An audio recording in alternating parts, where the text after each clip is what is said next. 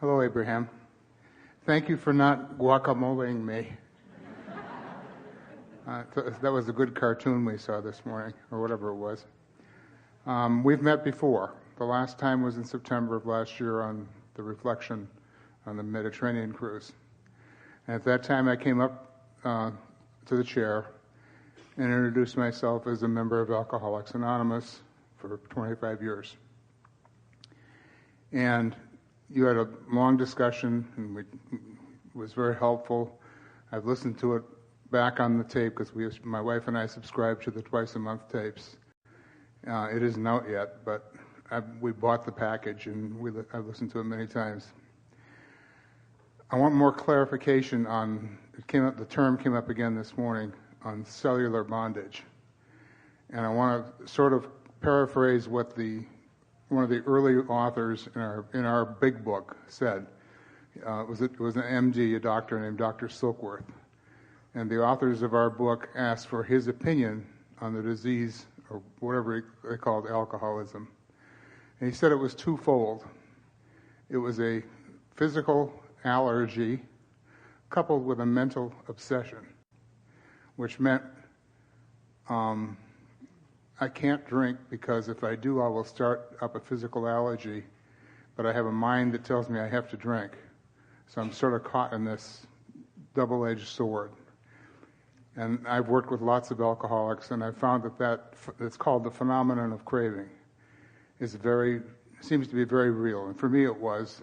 I was always a relatively shy and bashful youth. Grew up in a home that was sort of rough and tumble, and my dad was a drinker. And I never was very social, never went out much, never had many dates, never did anything. When I got to college, there were student union dances, and some friends and I would stand. The twist was popular, and friends of mine and I would stand around the edges of the room and watch people dance, and we sort of wish we had the guts to ask the girls to dance. Then one of them had the idea, and I never drank except sips of my father's beer. I had never had any real alcohol to drink. One of them suggested that we get hold of some alcohol before we go to the dance. So we got somebody that was of age to buy for us a quart of Tropico. It was a ready-mix screwdriver, a pint of vodka into a quart of orange juice. It was a pretty stiff drink. The three of us passed the bottle in the woods outside the student union, and then went into the dance. I was a different person. Fear was gone. In 2 weeks, I was winning twist contests. So for me, that first drink really was not the problem. It was a solution. It was a solution to what I perceived in myself to be what I needed. I wasn't bashful anymore. I grew 6 inches in height. My arms were longer. I became much more handsome. The girls all wanted to dance with me. All of a sudden, how did that happen? So that's how I was hooked. To me, that was addiction. Then I 20 years, 25, long time to get to the point where I got sober. I'm continuously sober for 24 years. Getting into that program, learning what Dr. Silkworth said, really resonates with me, the phenomenon of craving. Now, how do I compare and contrast that to what Abraham says about cellular addiction? I heard something different this morning that I hadn't heard before about it being the mental aspect of it. Let's just sort this out. And the two aspects that you were talking about are meaningful. We find harmony with them. We want to talk about it in this way. When you introduce something to the cells of your body, of course, the cells of your body are asking. And if you're really in alignment, then you feel the inspiration of their asking, and you would be inspired to participate in whatever combinations of food would satisfy the asking of the cells. Now we're talking about someone who is really thriving because they're in alignment with who they are, and their cells are in a healthy place, asking for what they want, and the impulse comes, and everybody's living happily ever So are after. the cells in that case asking for, I want to be more outgoing, I want to be more social? The cells are asking for what causes them to thrive, what causes them to be responsive, what causes them to be resilient, what causes them to be reproductive, what causes them to be flexible in the sense that there is a fluidity, what causes them to be healthy. In other words, the intelligence of the cells is quantifiable, and the intelligence of the cells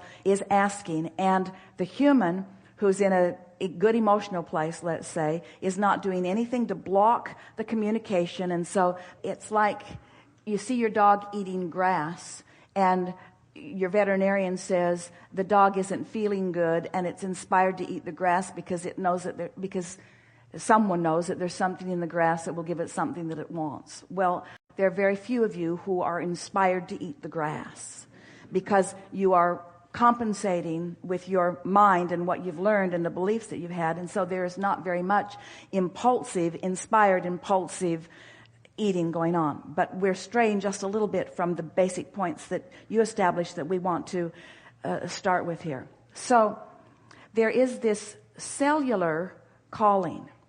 When you introduce something to your physical body, and the example that we gave before was perfect inspiration, so introducing to your body something that is beneficial for it.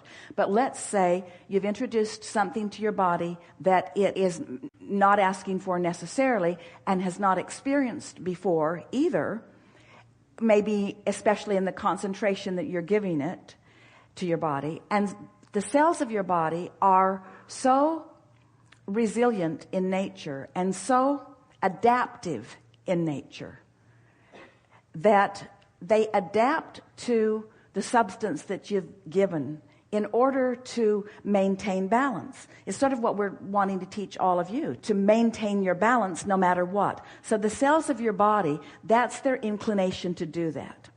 Once they've adapted, it translates to you as a wanting for more of it. That's what that craving is. When you want to know what the craving is, it's that the cells adapted. They got their engines started. They had to fire their engines up in a way that they have not done before in order to adjust to what you ingested. And now that their engines are revved up, your translation of that is that it is a craving. Now, we said earlier... One is too many and a million's not enough at that point. We touched on something earlier when we were talking about the momentum of things and how it could be a positive momentum or a negative momentum, but it's still a momentum. Because once something gets going, law of attraction keeps that momentum going. And so let's just say that the craving is the momentum has got going, and if it's something beneficial to you, then yay for the craving, and if it's something detrimental to you, then not yay for the craving. So now we would like to introduce into this conversation something that is absolute, and if you play with it a little bit, you will show it to yourself. And that is, if you do not introduce something to your body for as little as 3 days, those cravings will subside. The cellular craving will stop in about 3 days' time. The cells will adjust back to where they were before. But this doctor that you were talking about that wrote of the two aspects of this was exactly right, because it wasn't the cellular craving usually that got that started to begin with. It was an emotional craving. It was a wanting to fill the void in some way. It was wanting something that I did not have and reaching for something. And so that's that negative thing that we are talking about also, you see. Mm-hmm. So that's why in a perfect world, someone who has discovered on their own that they have you called it an allergy to something, their body is not responding the same way to it as most other bodies are responding, so they're having a negative result to it. That is the reason that if they were to go that 3 days, or as in your case 26 years or whatever it is, when you go that period of time without it, then the craving stops. But that other craving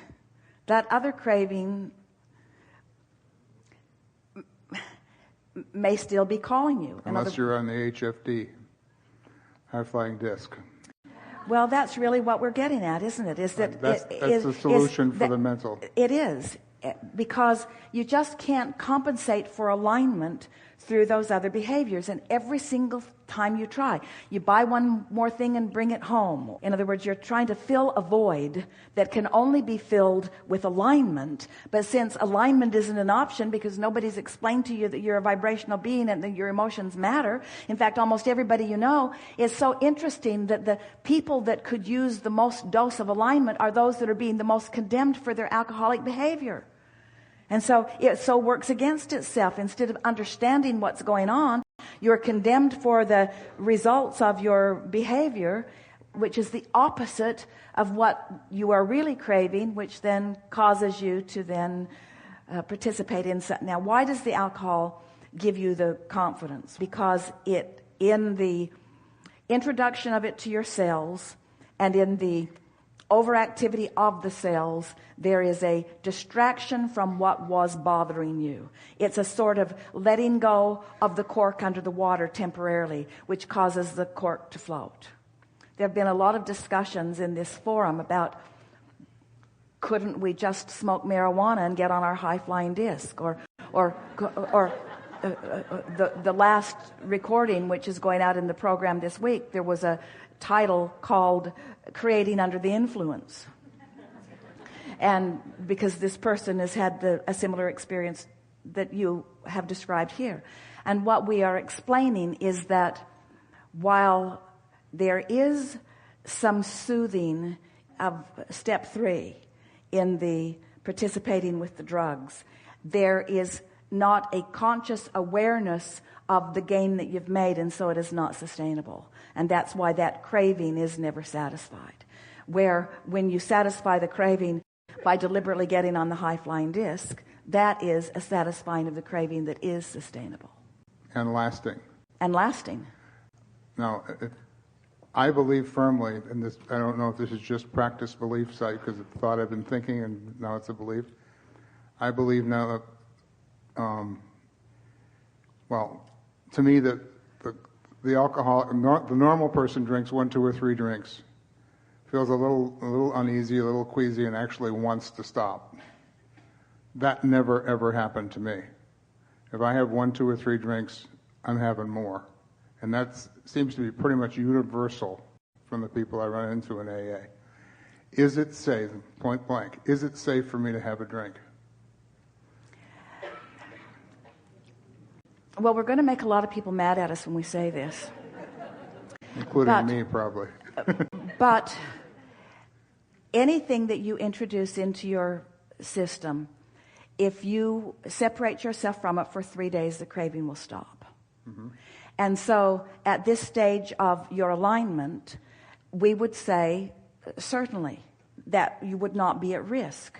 But the question that we really want to put to you is, why would you want to introduce something into your system that you're feeling such relief in the absence of the craving? I don't. Why would you want to activate a craving that then sets you on edge like that? I don't. And the only reason anybody would want to is if they've got a bigger edge that would then be covered up by that edge.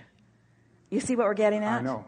And so we would say, people aren't going to like this either, who are really against the idea of the drugs or the alcohol. But we would do anything that we could to take the edge off. And if we were really in a place, Esther considered drugs when she was suffering over Jerry's untimely and never willing to accept it by Esther's part departure. In other words, she thought, maybe I need something just to take that edge off. But she didn't want that because she wanted to figure out how to get the edge off in the way that she's learned. And she was well prepared for that, better prepared than almost anybody that you will ever meet for that. But most people are not that well prepared. And we say anything that takes the edge off is of advantage to you. But you got to get your head in the game and you got to decide what you're doing, and you've got to understand both of those aspects that this brilliant doctor has assigned. There are 2 things going on, and they are intertwining with one another.